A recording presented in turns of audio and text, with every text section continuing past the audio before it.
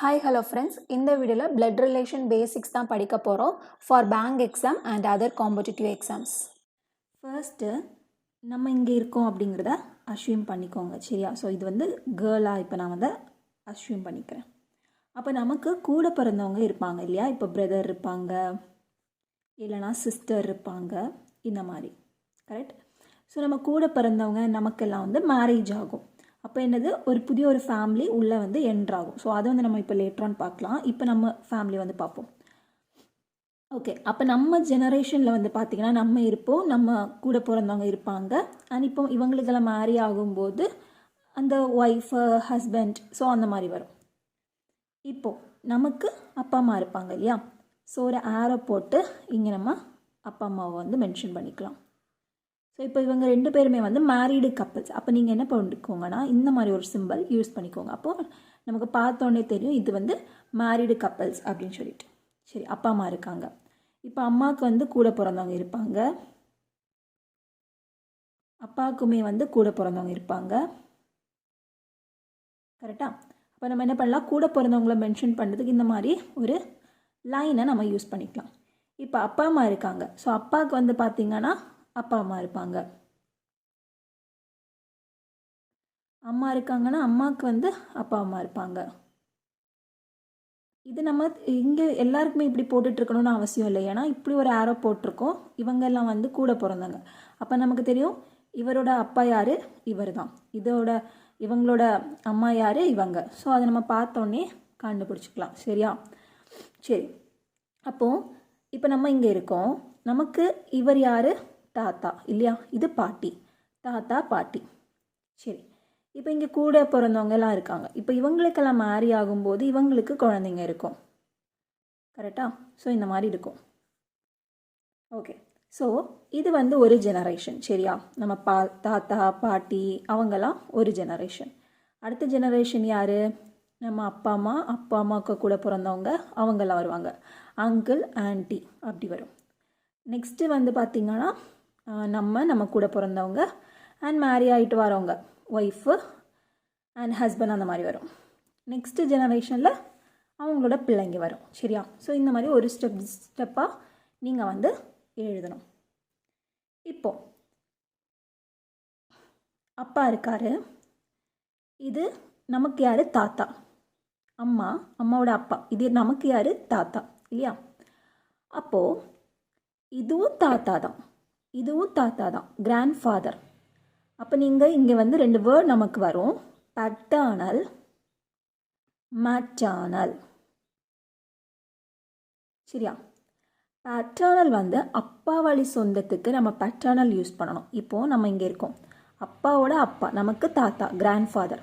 அப்போது நம்ம என்ன யூஸ் பண்ணணும்னா பட்டர்னல் கிராண்ட் ஃபாதர் அப்படி சொல்லணும். ஆப்ஷனில் மேபி பட்டர்னல் மெட்டர்னல் இருந்ததுன்னா அப்பா வழி சொந்தத்துக்கு பேட்டர்னல், அம்மா வழி சொந்தத்துக்கு மெட்டர்னல். இப்போ இங்கே இது பாட்டி, அம்மா வழி வருது இல்லையா நமக்கு, அதாவது அம்மாவோட அம்மா. அப்போ நமக்கு இது அம்மா வழி சொந்தம் இந்த பாட்டி. அப்போ நம்ம என்ன சொல்லணும், மெட்டர்னல் கிராண்ட் மதர். இது எப்படி ஞாபகம் வச்சுக்கலாம், எது அப்பா வழி சொந்தம் எது அம்மா வழி சொந்தம்னா நீங்கள் அப்பா அம்மா அப்படிங்கிறத ஞாபகம் வச்சுக்கோங்க.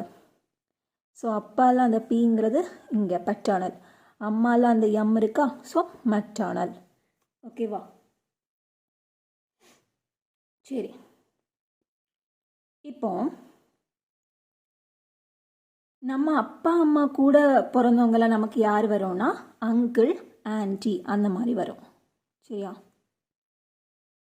சரி, இப்போ நம்மளோட பிள்ளைங்கன்னு வச்சுக்கோங்களேன், என்னன்னு சொல்லுவோம், பையனா சன், பொண்ணு அப்படின்னா டாட்டர் அப்படின்னு சொல்லுவோம். இப்போது நம்ம கூட பிறந்தவங்க நல்லா புரிஞ்சுக்கோங்க, நம்ம கூட பிறந்தவங்க அது அண்ணனாக இருக்கலாம், தம்பி, அது பிரதர். ஓகேவா, காமனாக பிரதர் சிஸ்டர். ஸோ பிரதர் இல்லைனா சிஸ்டர், நம்ம கூட பிறந்த பிரதர் ஆர் சிஸ்டரோடைய பிள்ளைங்களை வந்து ரெண்டு இருக்குது, நீஸ் ஆர் நெஃப்யூன்னு நீங்கள் சொல்லணும். இப்போ நம்ம கூட பிறந்தவங்களுடைய பிள்ளைங்க வந்து இப்போ பொண்ணாக இருந்துச்சுன்னா நீஸ் யூஸ் பண்ணணும், பையனா நெஃப்யூ யூஸ் பண்ணணும் சரியா. அது இப்போ வந்து அண்ணாவோட பையனா நெஃப்யூ, அக்கா தங்கச்சியோடைய பையனாலும் நெஃப்யூ. இது அவங்களுடைய பொண்ணை நம்ம நீஸுன்னு சொல்லணும். சரியா? தென் இதுவுமே நீங்கள் ஞாபகம் வச்சுக்கிறது, இங்கே நம்ம அப்பாவுக்கு பி பட்டர்னல், அதாவது அப்பாங்கிறது ஒரு பையன் இல்லையா? அப்போ நீங்கள் அந்த பையனுக்கு இங்கே பிங்கிறத ஞாபகம் வச்சுக்கோங்க. நெஃப்யூவில் ஒரு பி வரும், நீஸு கேர்ளுக்கு. சரியா? இப்போ நம்ம அங்கிள் அண்ட் ஆண்டி இருக்காங்க இல்லையா, அவங்களுக்கு பிள்ளைங்க இருப்பாங்கல்ல. ஸோ அவங்களுடைய பிள்ளைங்கள நம்ம அங்கிளார் ஆண்டியோடைய பிள்ளைங்க வந்து நம்ம ஜெனரேஷனில் தான் வருவாங்க. அவங்கள நம்ம என்னன்னு சொல்லணும்னா கசன். சரியா? நம்ம அங்கிள் அண்ட் ஆண்டியோடைய பிள்ளைங்க வந்து நமக்கு காமனாக கசன். சரி, இப்போ இன்லா அப்படிங்கிற ஒரு டேர்ம் உண்டு இல்லையா? ஸோ அதை வந்து பார்க்கலாம். இப்போது இது வந்து கேர்ள் இல்லையா? ஸோ இவ வந்து ஒரு பையனை மேரேஜ் பண்ணிட்டா. சரியா? அப்போ இவனுக்கு வந்து அப்பா அம்மா இருப்பாங்க. ஸோ தென் இவங்களுக்கு அப்பா அம்மா, இவங்களுக்கு கூட பிறந்தவங்க, அந்த மாதிரி ஜெனரேஷன் இருக்கும். அதே மாதிரி இந்த பையனுக்கு கூட பிறந்தவங்க இருப்பாங்க. ஸோ இந்த மாதிரியெல்லாம் இருக்கும். அப்போது இவங்க 2 பேரும் மேரி ஆனனால இப்போ இந்த ஃபேமிலிங்கிறது இந்த ஃபேமிலிக்கு கூட ஜாயிண்ட் ஆகுது இல்லையா? அப்போது இங்கே இந்த பொண்ணு வந்து இங்கே இருக்க யாரையாவது சொல்லணும்னா இன்லா அப்படிங்கிற ஒரு வேர்டு யூஸ் பண்ணுவா. பையன். இந்த பொண்ணு இந்த சைடு ஹஸ்பண்டோட ஃபேமிலியில் யாரையாவது சொல்லும்போது இன்லான்னு சொல்லணும். ஓகேவா? இப்போ ஃபார் எக்ஸாம்பிள் பாருங்கள், இது இவங்க 2 பேர் யார்? Husband and wife. அப்போது இந்த பையன் வந்து இவங்களை என்னன்னு சொல்லுவான் அப்படின்னா, இது யார்? இந்த பையனுக்கு ஒய்ஃபோடைய அம்மா இல்லையா? ஒய்ஃபோடைய அம்மா. அப்போ இந்த பையன் என்னன்னு சொல்லுவான்னா மதர் இன்லா. சரியா? இப்போ இந்த பொண்ணு எடுத்துக்கோங்க, இது ஹஸ்பண்டு, ஹஸ்பண்டோடைய அப்பா இது. அப்போ அப்பாவை என்னன்னு சொல்லுவானா இவா ஃபாதர் இன்லா. ஓகேவா? இப்போ பையனுக்கு கூட பிறந்தது ஒரு தங்கச்சின்னு வச்சுக்கோங்களேன், சிஸ்டர். பையனுக்கு கூட பிறந்தது ஒரு தங்கச்சி இருக்கா. அப்போ இந்த பொண்ணு வந்து என்னென்னு சொல்லுவானா, இது யார்? ஹஸ்பண்டோடைய சிஸ்டர் இல்லையா? அப்போ இவ வந்து இவளை என்னென்னு கூப்பிடுவானா சிஸ்டர் இன்லா. சரியா? இப்போது இங்கே வந்து ஒரு பிரதர் இருக்காங்கன்னு வச்சுக்கோங்களேன். அப்போ இந்த ஹஸ்பண்ட், அதாவது இந்த பொண்ணுடைய ஹஸ்பண்ட் வந்து இவர் என்னன்னு சொல்லுவார்னா, இது வந்து ஒய்ஃபுடைய பிரதர், அப்போ பிரதர் இன்லா. ஓகேவா? ஸோ இந்த மாதிரி வந்து வரும். ஃபாஸ்ட்டு நம்ம வந்து பிளட் ரிலேஷன் டயக்ராம் போட்டுட்டு டக்குன்னு ஐடென்டிஃபை பண்ணுறதுக்கு கொஞ்சம் சிம்பிள்ஸ் நீங்கள் வந்து கற்றுக்கிட்டு வச்சுட்டிங்கன்னா ரொம்ப ஈஸியாக இருக்கும். சரியா? அதுவே நீங்கள் எல்லா ப்ராப்ளம்ஸும் போடும்போது அதிலேயே ப்ராக்டிஸ் பண்ணிகிட்டே இருக்கணும். ஓகே? அப்போ ஒவ்வொரு ஜெனரேஷன், இங்கே இப்போ தாத்தா பாட்டி போட்டிங்கன்னா அடுத்த ஜெனரேஷனை போடுறதுக்கு இந்த மாதிரி ஒரு சிம்பிள் நம்ம வந்து யூஸ் பண்ணிக்கலாம். இங்கே வந்து அப்பா அம்மா வரும், இங்கே நம்ம ஜெனரேஷன் வரும், இது அடுத்த ஜெனரேஷன். ஸோ இந்த மாதிரி நீங்கள் ஒரு ஆரோ போட்டு நீங்கள் நீட்டாக போட்டுக்கலாம். அடுத்தது, இப்போ ஏதாவது மேரிடு கப்பிள்ஸ், ஒரு ஹஸ்பண்ட் அண்ட் ஒய்ஃபை வந்து இப்போ நம்ம சொல்கிறோம் அப்படின்னா நீங்கள் இந்த மாதிரி உடனே வந்து போட்டுக்கலாம். சரியா? அடுத்தது கூட பிறந்தவங்களை மென்ஷன் பண்ணுறதுக்கு ஸ்ட்ரைட் லைன் வந்து அப்போ யூஸ் பண்ணிக்கலாம். அப்போ நமக்கு கன்ஃபியூஸ் ஆகாது. ஓகேவா?